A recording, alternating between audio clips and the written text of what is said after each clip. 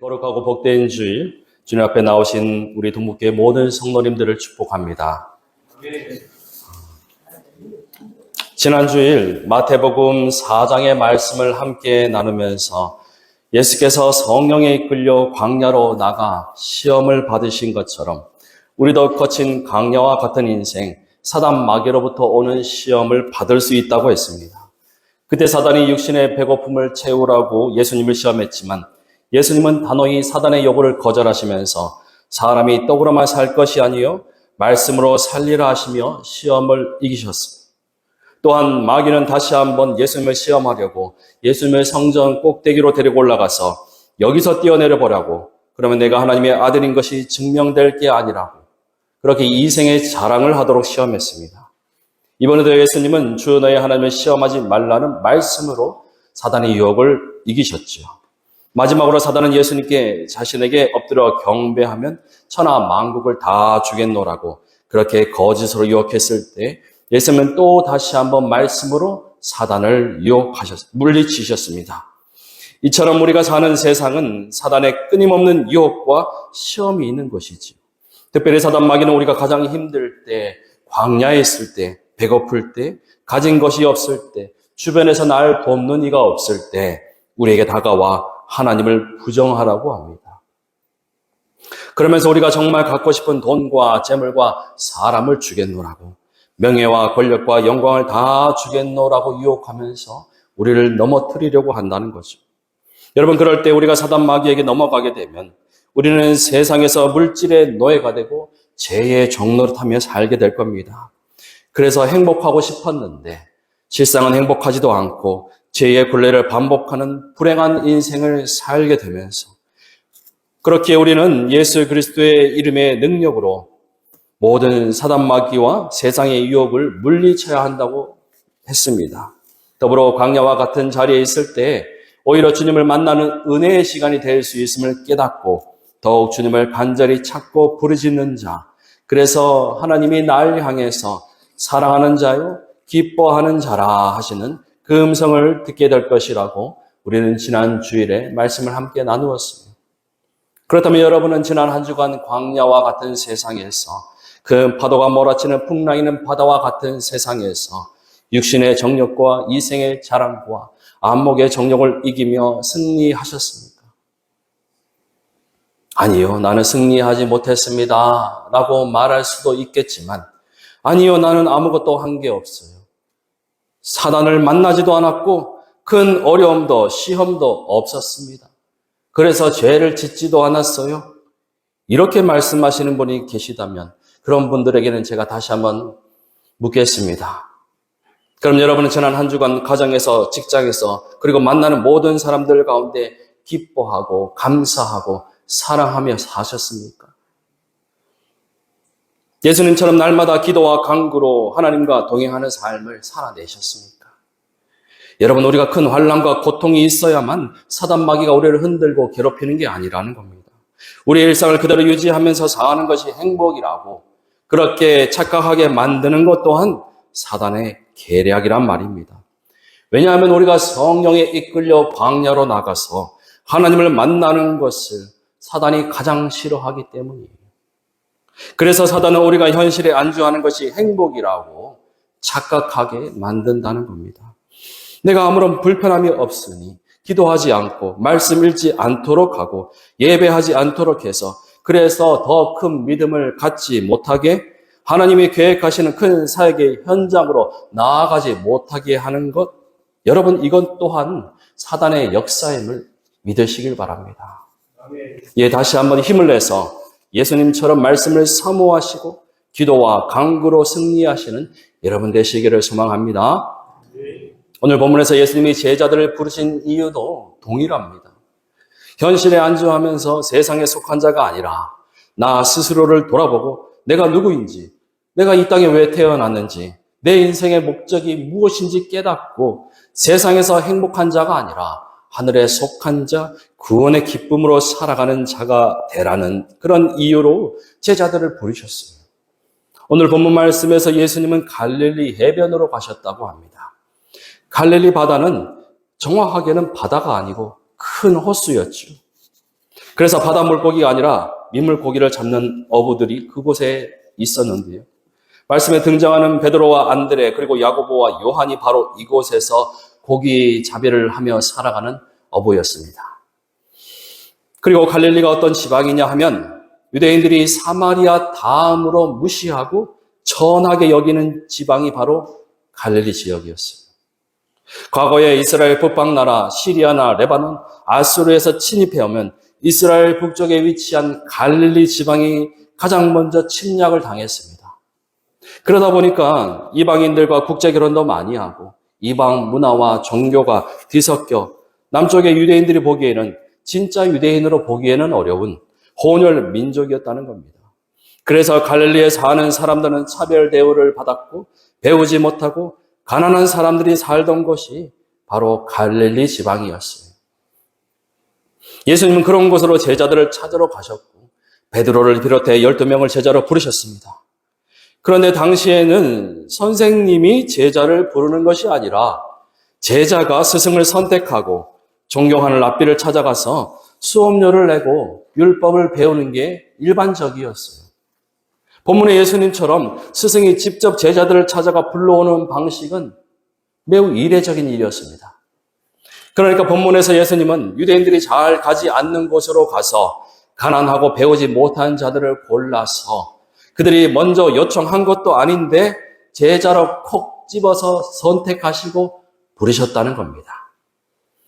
여러분 참 이상하죠? 예수님이 이제 막 공생애를 시작하셨고 하나님의 말씀을 많은 사람들에게 잘 가르쳐 주셔야 해요. 그런 후에는 십자가 고난을 받으시고 죽음과 부활이라는 정말로 중요하면서 힘들고도 어려운 사역을 앞두고 계십니다. 그렇다면 좋은 스승 밑에서 잘 배우고 또 배운 것을 사람들에게 잘 가르쳐 줄 만한 성실하고 똑똑한 자들을 불러서 제자로 삼아야 하는 거 아니에요? 그리고 기왕이면 출신 성분 좋고 재력도 있어서 예수님의 사역을 뒷받침해 줄 수 있는 그런 제자를 부르시면 좋잖아요. 그런데 갈릴리 바다로 가서 가장 먼저 베드로와 안드레를 부르셨대요. 그들은 어부였습니다. 할 줄 아는 게 고기 잡는 것밖에는 없었어요. 그런데 말이죠. 베드로는 하필 그날 고기도 잘 못 잡았어요. 마태복음 4장의 본문에는 기록되어 있지 않지만 병행 본문 누가복음 5장 자세히 기록하고 있죠. 그날 아침에 베드로는 밤새도록 그물질을 했지만 아무런 소득 없이 그렇게 바다에서 나와 그물을 씻고 정리하고 있었습니다. 그런데 처음 보시는 선생님이 갑자기 자신의 배로 탁 올라타시는 거예요. 그리고 따라온 사람들에게 말씀을 가르치시더니 이후에는 베드로에게 말씀하시기를 깊은 데로 가서 그물을 내려 고기를 잡으라 이렇게 말씀하시는 거예요. 아니 이제 막 들어와 그물 손질하고 있는데 밤새도록 물고기를 잡다가 한 마리도 잡지 못하고 그렇게 힘든 몸으로 피곤한 상황인데 아니 처음 보는 양반이 대체 무슨 말씀을 하시는 겁니까? 이렇게 말할 수 있겠지만 베드로는 선생님 우리가 밤이 새도록 수고하였지만 잡은 물고기가 없습니다. 이렇게 대답을 했습니다. 그런데 예수님의 눈빛이 범상치 않은 거예요. 아까 어깨 너머로 들은 말씀도 처음 들은 말씀이었지만 새롭고도 힘이 되는 말씀이었습니다. 예수님의 포수에 눌린 베드로가 다시 말을 합니다. 하지만 말씀하신 대로 바다로 가서 그물을 내려보겠습니다. 그렇게 말하고 그물을 내렸을 때 그물이 찢어질 정도로 고기를 많이 거두어들였다고 해요. 여러분이 만약 이런 일을 겪었다면 그런 분을 만났다면 그분을 따라 나설 수 있으시겠습니까? 따라간다? 아니 그래도 못 따라간다. 한 번 갖고는 안 된다. 두세 번은 만선을 해야지. 여러분 어떠십니까? 베드로는 따라갔어요. 형제 안드레까지 예수님을 따라갔어요. 그런데 여러분 베드로가 그 일을 겪은 후 갑자기 믿음이 생겨서 예수님을 따라간 것은 아니라는 겁니다. 예수님과 함께 구원 사역을 하고 십자가 고난에 동참할 것을 약속하고 따라 나선 것은 결단코 아니에요. 그럼 베드로는 왜 그날 예수님을 따라갔고 예수님의 제자가 되었을까요? 19절에서 예수님은 베드로와 안드레에게 내가 너희를 사람을 낚는 어부가 되게 하리라 하셨지만 베드로는 사람을 낚는다는 의미를 제대로 알고 따라 나선 게 아니라는 겁니다. 베드로뿐만 아니라 다른 제자들도 예수님의 능력을 보고 그 능력에 기대어 내가 세상에서 이루고 싶은 것을 이루고 싶다는 그런 바람이 있었어요. 내가 세상에서 높은 지위에 오르고 재물을 얻게 될 것이라는 기대가 있었어요. 물론 조금 더 수준을 높여서 나라의 독립과 다윗 왕국의 재건이라는 큰 이상을 꿈꾼 자들도 있었을 겁니다.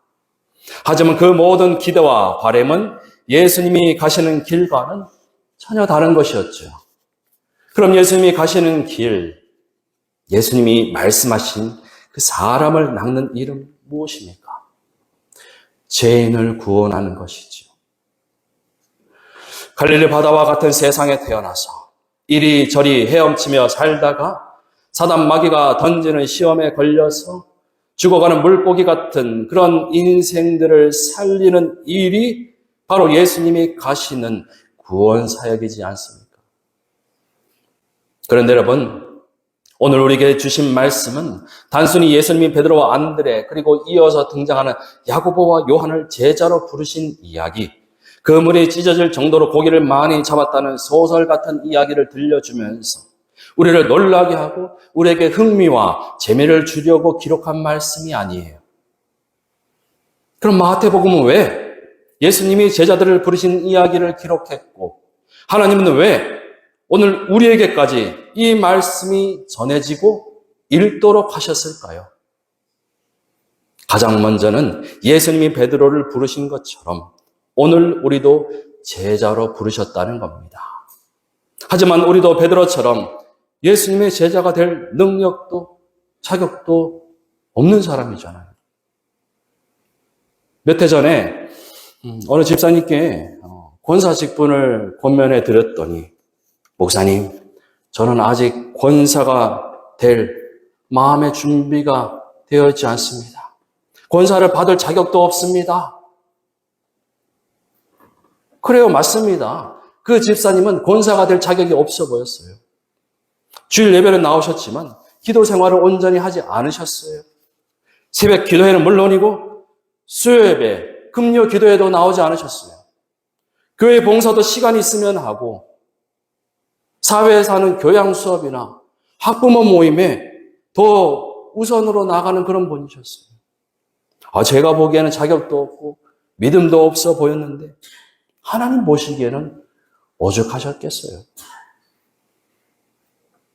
그런데 오늘 본문은 그런 생각을 하는 우리를 콕 집어 하시는 말씀이라는 겁니다. 배운 것 없는 어부인데 물고기도 잘 못 잡던 베드로, 인내심도 없으며 성질도 급했던 베드로, 두려움 많은 베드로와 같은, 왜냐하면 저는 아직도 여러분의 이름을 부르고 계신 주님의 음성에 귀를 기울이시길 바라요. 오늘 본문의 말씀은 우리에게 또 한 가지 큰 가르침을 주고 계신데요. 20절에서 그리고 22절에 기록된 것처럼 그들이 곧 배와 그물과 심지어 아버지까지 버려두고 예수를 따라갔다고 합니다. 저는 그들이 곧 다 버려두고 예수를 따라갔다 하는 이 말씀이 여러분이 가진 집과 재산과 가족까지 다 버리고 교회에 들어와 살라는 말씀이 아닙니다. 여러분 오해하지 마세요. 그렇게 말하는 것은 사이비 종교 집단입니다. 가정에서, 직장에서, 교회에서, 우리 삶의 모든 현장에서 제자된 삶을 살아보자는 거예요. 모든 선택의 순간에서 하나님의 우선이 되는 선택을 하자는 겁니다. 예수님이라면 어떤 길로 가셨을까? 우리의 시선이 예수님을 바라보고 그 말씀을 들음으로 순종함으로 살아보자는 거예요. 여러분, 지난날 우리 삶을 돌아보면요, 주님이 나를 부르셨을 때 우리는 지금 곧 예수를 따라가지 그래서 버릴 수 없고 따라갈 수 없고 순종할 수 없어요. 여러분, 이런 마음이 솔직한 우리 심정 아니겠습니까? 그런데 여러분, 주님은 그런 우리를 너무나 잘 아신다는 겁니다. 다시 말씀드리지만 베드로도 안드레도 야고보와 요한 그리고 나머지 제자들도 믿음이 있어서 주님을 따라 나선 게 아니라는 겁니다. 주님의 제자가 되었지만 주님의 능력에 기대어 영광을 누리려 했고 서로 시기 질투하고 은 30에 주님을 팔아버렸으며 3번 부인까지 하고 도망가버린 자들이 바로 그들입니다. 그런 우리를 알고 계심에도 우리의 이름을 부르고 제자가 되라 하시는 겁니다. 곰곰이 생각해보면 처음부터 선생이 되라 하신 것도 아니고 사도가 되라 하신 것도 아니고 그저 제자가 되어서 예수님이 어떤 분인지 곁에서 보라는 겁니다. 제자가 되어서 예수님이 어떻게 사람을 고치고 생명을 살리시는지 직접 보고 배우라는 겁니다. 23절과 24절에 보면 예수님의 제자들과 함께 갈릴리 지방 여러 곳을 다니시며 말씀을 가르치시고 복음을 선포하시며 병자들을 고치셨다고 해요. 여러분, 신앙생활에서 체험을 한다는 것은 정말로 중요합니다. 제자는 예수님의 실존을 체험해야 해요. 사실 베드로는 예수님이 어떤 분인지 잘 알지 못했죠. 그런데 예수님과 지내면서 예수님이 얼마나 영광스러운 분인지 직접 체험했잖아요. 첫 번째 체험은 변화산에 올라갔을 때 예수님이 모세와 엘리야와 함께 밝은 빛 가운데 계신 것을 보았어요. 그때 하늘에서 소리도 들렸대요. 이는 내 사랑하는 아들이다. 그의 음성을 들어라. 베드로는 그날 잊지 못할 놀라운 체험을 했어요. 두 번째, 베드로 인생에서 잊을 수 없는 체험은 물 위를 걸었던 체험입니다. 베드로가 주여 나로 명하사 물 위로 오라 하소서 그렇게 말하자 주님이 오라 그렇게 말씀하셨죠. 그러자 베드로는 그 말을 믿고 발을 내디뎠습니다. 몇 걸음을 걷고 의심과 두려움이 들어서 그만 물속에 빠지고 말았지만 그럼에도 불구하고 여러분, 베드로의 체험은 예수님이 누구인지 깨닫게 되는 놀라운 경험이었습니다. 여러분, 우리가 예수님의 제자가 되겠다고 고백했을 때, 그래서 그분의 길을 따라 가고자 했을 때, 우리는 베드로와 같이 놀라운 영적 체험을 할 수 있다는 겁니다. 집에서 혼자 지내고 바다에서 금을 깃고 있을 때는 할 수 없는 경험이에요. 주님을 삶에서 직접 체험하고 하나님을 인격적으로 만났을 때 우리는 비로소 진짜 신앙을 갖게 되고 영적 체험이 쌓일수록 비로소 믿음이라는 것이 내 안에서 자라나게 될 것입니다. 24절에 보니까 예수님은 제자들이 보는 앞에서 병자들을 고치셨어요. 귀신 들린 자, 죽을 병에 걸린 자들을 고쳐주셨어요. 여러분은 이런 경험 있으십니까? 누구나 한 번쯤 병에서 회복된 적이 있으실 거고 큰 사고에서 기적적으로 살아나신 분도 있을 거예요. 그런데 중요한 것은 예수님께 고침받은 자들은 복음을 들었지만 아무것도 버리지 않았고 예수님을 따르는 제자가 되지 않았다는 겁니다. 여러분, 여기서 제자냐 팬이냐 그렇게 갈리게 되는 거예요. 만약에 오늘까지 하나님께 내 소원을 빌기만 하고 나는 하나님께 가장 귀하게 여기는 것을 내어놓지 않았다면 여러분, 설령 병 고침을 받고 집안이 평탄하다고 해도 그 사람은 예수님의 제자가 아니라는 겁니다. 연예인을 따라다니는 팬처럼. 예수님의 능력을 구하는 무리일 뿐이지 진짜 신앙생활하고 예수님의 사역을 보고 배우는 제자가 아니라는 겁니다. 예수님이 바다에 빠지고 말았던 베드로에게 믿음이 없다고 하신 이유가 무엇이겠습니까? 그때까지만 해도 베드로도 예수님의 능력만 보기를 원했던 거예요. 여러분, 믿음은 들음에서 난다고 했어요. 제자는 말씀을 듣고 행하는 자이고 말씀의 능력으로 이기는 자이며 말씀으로 병을 고치고 귀신을 쫓아낼 수 있어야 한다는 겁니다. 여러분, 이제는 능력을 구하는 무리에서 능력을 행하는 제자가 되시길 바랍니다. 이제는 복을 받기만 바라는 어린아이 신앙에서 나를 통해 복이 흘려 보내는 제자가 되시길 바라요. 일자 무식 베드로도 제자가 되었잖아요. 저와 여러분도 될 수 있다는 겁니다. 나를 버리고 내 생각, 내 자존심 다 내려놓고 주님 앞에 나와서 예배하시길 바랍니다. 아멘. 여러분, 수요 기도의 자리로 나오시길 바랍니다. 기도해야 하나님의 음성을 들으실 수 있어요. 기도해야 하나님의 뜻을 아는 제자가 될 수 있어요. 기도하지 않으면 병을 고칠 수 없고 사단 마귀 물리칠 수 없고 우리 가정을 살릴 수가 없습니다. 오늘 하나님이 나를 부르신 이유, 부족하고 연약한 우리에게 제자가 되라고 하신 이유가 바로 여기에 있는 겁니다. 사람을 낳는 어부가 되라고, 가정을 살리는 부모가 되라고, 자녀를 살리는 엄마가 되라고, 믿음의 가정으로 세우는 아비가 되라고, 이 나라 이 민족을 살리는 동북교회가 되라고 우리를 부르셨음을 여러분 믿음으로 고백하시길 바라요. 아멘. 마지막으로 실수가 없으신 하나님이 우리를 부르신 이유가 있습니다. 어부였던 베드로를 부르셨고 세리였던 마태를 부르셨고 출신과 성격과 나이가 다른 그 제자들을 부르셨던 것처럼 오늘 우리의 집안 상황과 삶의 방식과 육신의 나이는 다르지만 각자의 자리에서 제자로 살라고 부르셨다는 것을 여러분 믿으시길 바랍니다.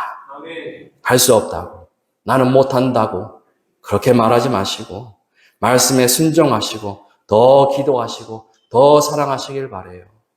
그렇게 제자로 살겠다고 결단할 때 주님이 우리를 고쳐주실 겁니다. 우리 가정을 회복시켜 주실 것이고 사단 마귀로부터 우리를 지켜주실 것이고 우리에게 힘과 능력과 기쁨과 믿음을 더하여 주실 것을 믿고 이번 한 주도 제자로서 승리하시는 여러분 다 되시기를 주님의 이름으로 간절히 축원합니다. 아멘. 이 시간 말씀을 기억하시며 우리 함께 찬양으로 고백하기를 원합니다.